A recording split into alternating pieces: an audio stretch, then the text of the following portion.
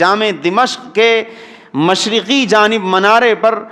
عیسیٰ علیہ الصلاۃ والسلام دو فرشتوں کے بازوؤں پر ایسے ہاتھ رکھ کے نیچے اتریں گے، اور جس وقت وہ دنیا میں آئیں گے ان کی صورتحال یہ ہوگی، آپ علیہ السلام نے ان کا حلیہ بیان کر دیا کہ بہت لمبے یا بہت چھوٹے نہیں ہوں گے، درمیانی قد ہوگا، اور بال اتنے خوبصورت ہوں گے کہ اگر ایسے کرے تو لگے گا جیسے پانی کے قطرے ٹپک رہے ہیں، اور اگر اوپر کریں گے تو لگے گا کہ موتی ہیں، بالکل پرو دیے گئے ہیں، اتنے خوبصورت صاف شفاف بال ہوں گے۔ چہرے کا رنگ آپ علیہ السلام نے حدیث میں بیان فرما دیا کہ ان کا چہرے کا رنگ جو ہوگا وہ سرخی مائل سفید، بالکل سیب کی طرح چمکتا دمکتا خوبصورت حسین چہرہ ہوگا۔ امام مہدی علیہ السلام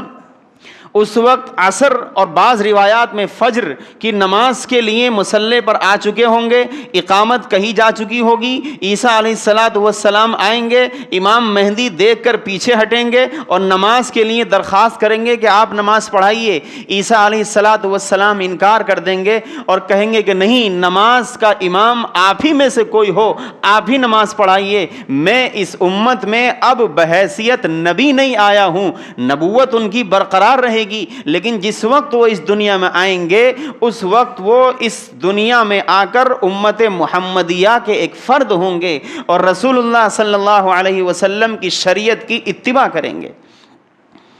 اور فرمائیں گے کہ میرا کام تو دجال کو ختم کرنا ہے۔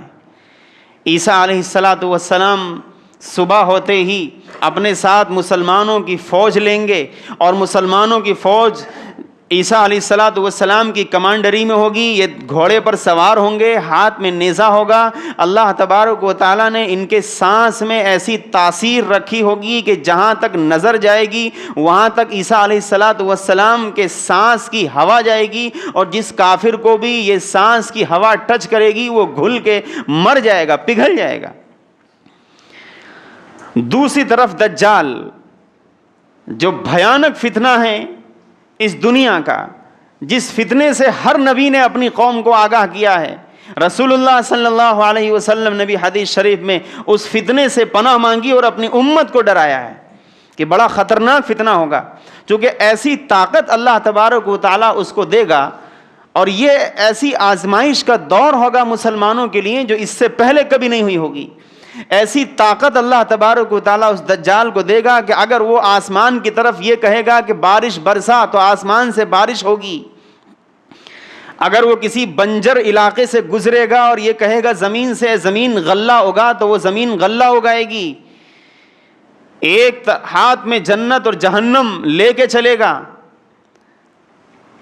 اور اسی طریقے سے صورتحال یہ ہوگی کہ ایک نوجوان کو پکڑ کر بلا کر قتل کر دے گا، دو ٹکڑے کر کے اس کو ادھر ادھر پھینک دے گا، اس کے بعد حکم دے گا تو پھر سے وہ قتل ہوا نوجوان پھر سے زندہ ہو جائے گا۔ یہ ساری تفصیلات رسول اللہ صلی اللہ علیہ وسلم نے حدیث پاک میں ارشاد فرمائی ہیں کہ میری امت کا ہر فرد پہچان لے، کسی فتنے میں نہ پڑے، کسی آزمائش میں نہ پڑے۔ آپ نے فرمایا جو آدمی اس کی بظاہر جنت میں داخل ہوگا دراصل حقیقت کے اعتبار سے وہ جہنم ہوگی، یعنی اس کا ایمان چھن جائے گا، اور جو آدمی اس کی جہنم میں داخل ہوگا حقیقت میں وہ جنت ہوگی، ایمان سلامت رہے گا۔ ایسی خطرناک آزمائش ایمان والوں کی کبھی نہیں ہوئی ہوگی۔ یہ دجال 40 دن تک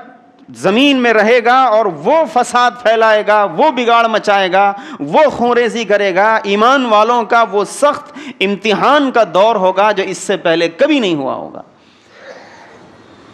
جب عیسیٰ علیہ الصلاۃ والسلام اپنی فوج کو لے کے نکلیں گے، دجال کا پیچھا کریں گے، دجال عیسیٰ علیہ الصلاۃ والسلام کو دیکھ کر اور ان کے بارے میں سن کر بھاگے گا، اور بھاگتا ہوا وہ باب لد، یہ ایک جگہ ہے جو آج کل اسرائیل میں ہے،